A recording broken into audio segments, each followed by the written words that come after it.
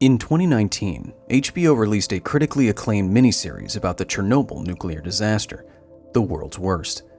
The show is regarded as generally accurate, beautifully shot, and well acted, all intentional, of course. What was not intended, what could not be stopped, was a social media-driven gold rush for fans of the show to see the site for themselves. Starting in 2019 and continuing up until the invasion of Ukraine in early 2022, tourism companies, many newly made, were bringing 1,000 to 2,000 tourists into the Chernobyl exclusion zone every day. This was disaster tourism of a different kind. Unlike going to see something like the remains of Pompeii, the explosion of people touring Chernobyl and the surrounding areas was a genuine hazard, both to the health of tourists and to the fragile integrity of the zone. When I arrived in Chernobyl in the October of 2021, I saw some of these hazards firsthand. To me, and to the experts I spoke to, the HBO miniseries and the influencers it brought to the zone were maybe the worst thing to happen to the area since fission products first rained down on it in the April of 1986. This is the true story of Chernobyl's second disaster.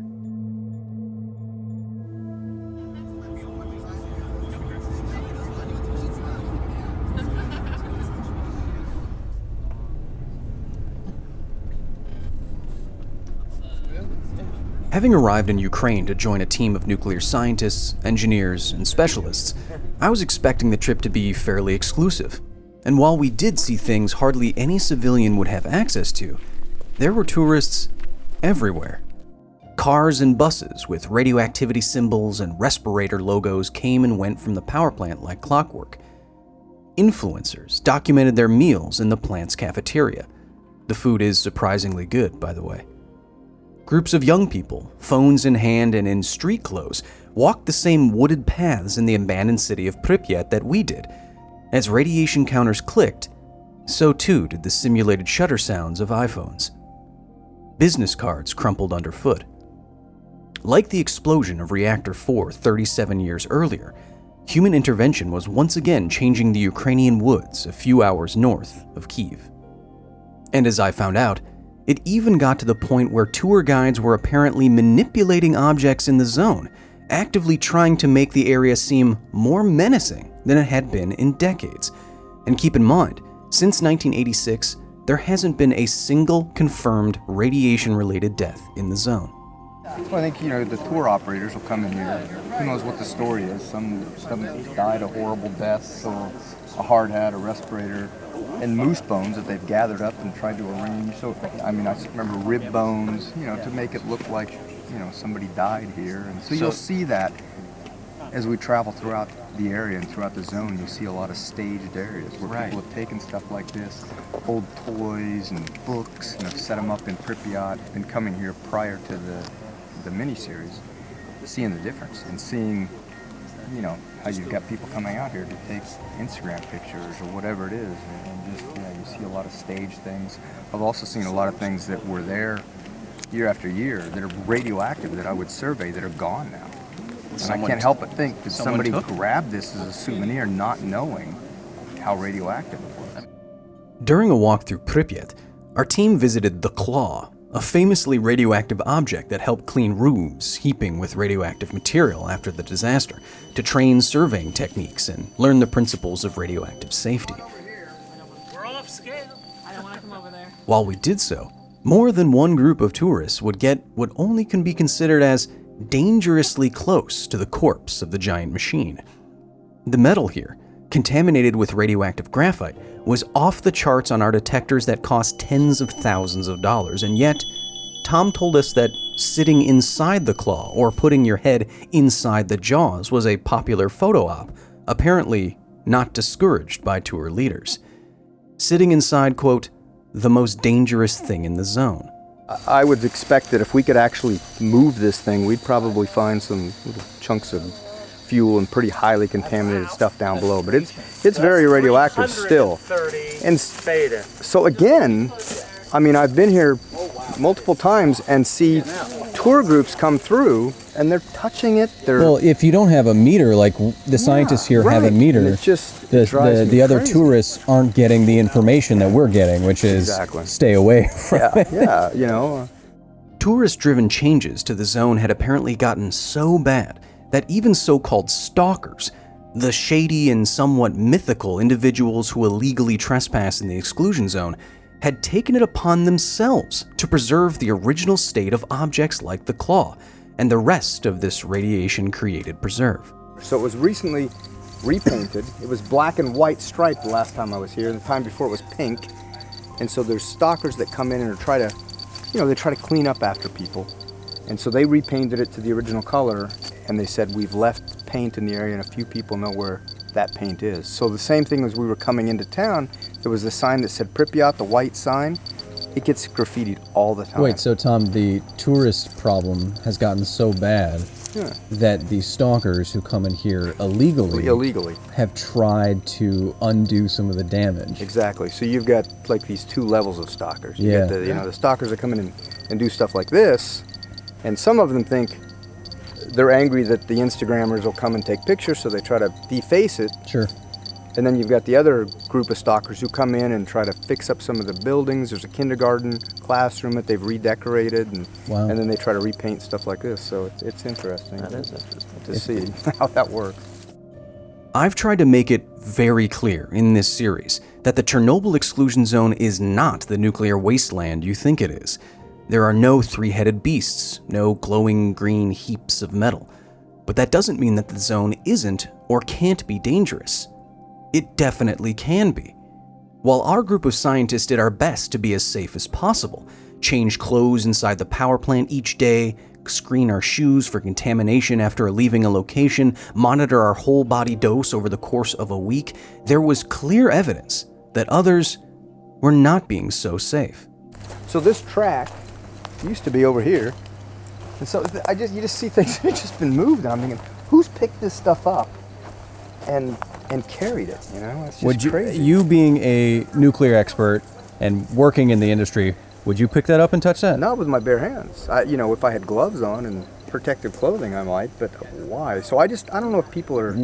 I don't know what they're thinking. Do you think, it's like, amazing. as you see the tourists come in here, would you recommend how they're dressed and what they're doing? It's definitely dangerous. You've seen it. I mean, we're required to wear long sleeves, and you see them in here with short sleeve shirts. They've got water bottles with them. They're eating. This whole area is considered Area A, or the accident area, and it's considered a contaminated area. So you shouldn't be eating, drinking, smoking, chewing, things like that. And you see it all the time. In a grossly contaminated environment, one of the worst things you can do is contaminate yourself, knowingly or not. And because of the sheer number of tourists entering and exiting the zone looking for something to bring back with them, digital or otherwise, this contamination was surely happening. When 2019 came along and the HBO miniseries Chernobyl happened, in 2019 there was up to 2,000 people touring through the exclusion zone every single day. Once that started happening, Pripyat looked very different from what Tom and Lucas remember when they first got here. The vandalism, the trash, the broken windows, ruining these pieces of Pripyat that could have been preserved, could have been saved. It's to the point now where Chernobyl's stalkers, Pripyat's stalkers, those who illegally enter the exclusion zone and stay here and do whatever it is they do, they've started self-policing.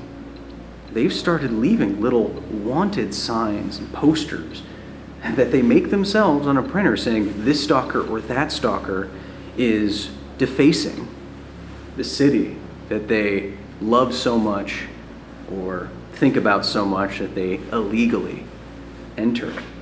It's a wild thing that even in a place like this, social media and our obsession with showing people who we are and what we do, that it can affect even an area that was hit by the worst nuclear disaster in human history. It can be Chernobyl's second disaster. This logbook has always been here for as long as I've been coming. But there used to be some article of clothing here, like a shirt or something that was all wadded up, and it read 5 or 6 MR per hour. And it's just always been here until the last, maybe a year or two ago. And I just think somebody probably grabbed it and took it home, not knowing what it was or as a souvenir. I don't know.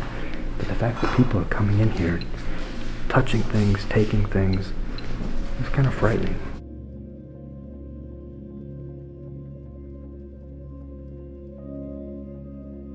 To his credit, the creator of the Chernobyl miniseries did publicly denounce the influencer-type behavior in Chernobyl that his show galvanized, and pretty much every public reaction to this trend was negative to the point of ridiculousness.